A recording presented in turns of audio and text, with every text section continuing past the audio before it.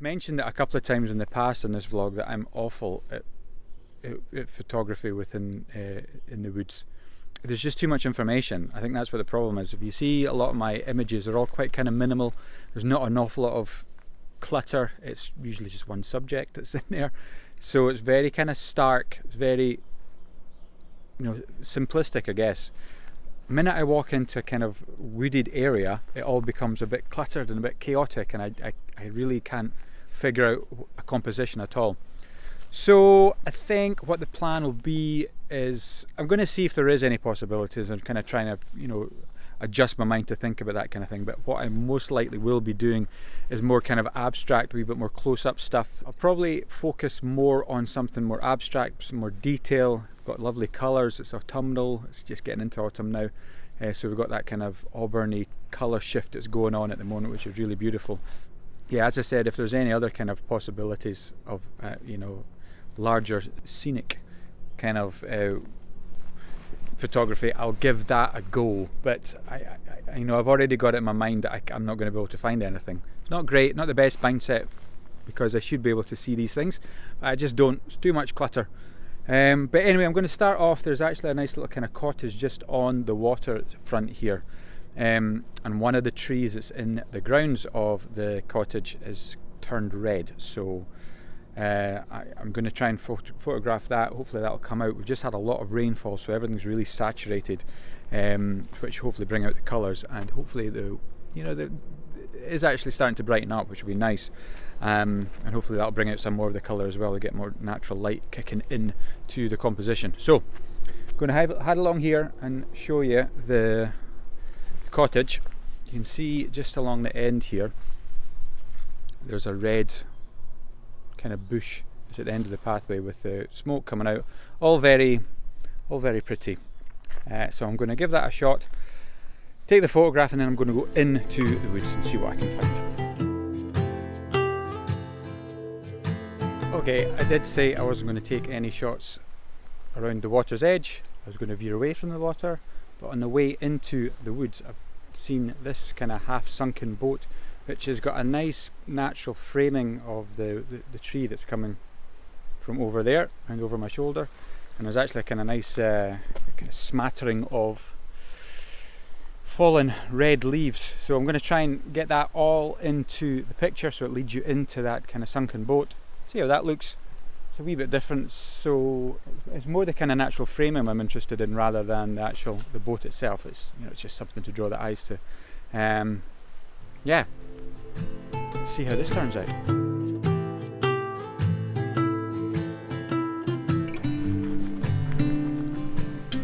Okay, I have stepped away from the water. I'm now going into the woods. Already can't see a thing, just trees and trees. There's nothing that stands out. I think possibly the lack of interesting light. It's very flat light. That might have something to do with nothing kind of standing out. But we'll see. As I said, if I can't see anything obvious, I'm just going to go into the kind of textures, colours, all that kind of stuff. I think that might suit my mindset and my thought process a lot better than looking for something really quite grand and magnificent in a wooded forest. To give you a bit of input into what I'm using, I'm shooting digital today, so I've got the Sony a7 III and opted for the 24-105 lens, only because that's the only lens I have for this. So it's still my go-to lens because I don't have much of an option. But it's a great lens, 24-105.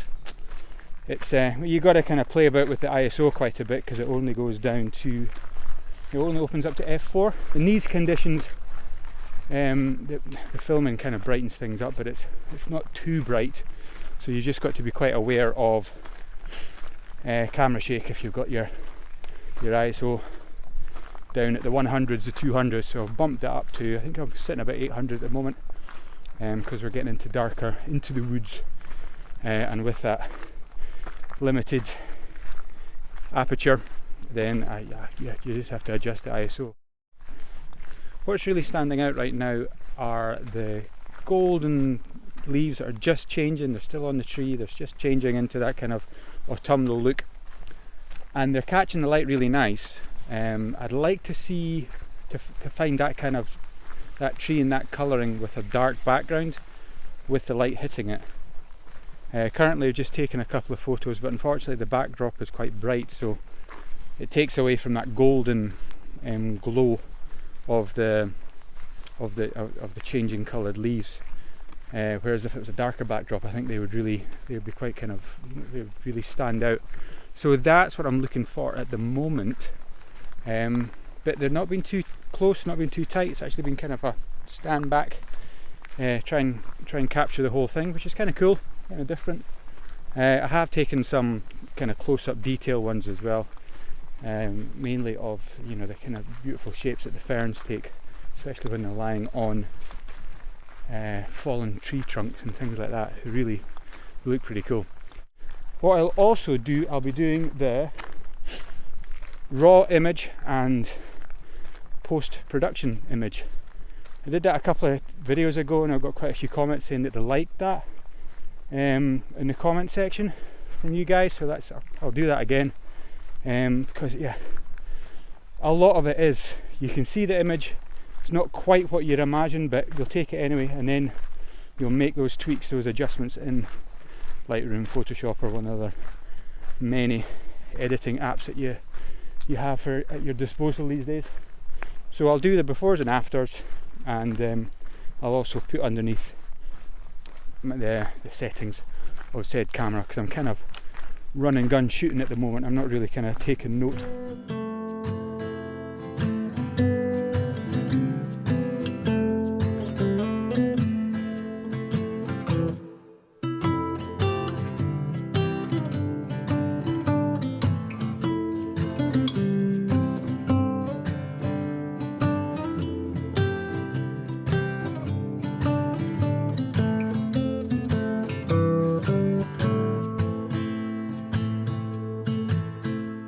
Okay, so I'm going to call it a day. Light is fading, my options are fading regarding looking for compositions and things to photograph.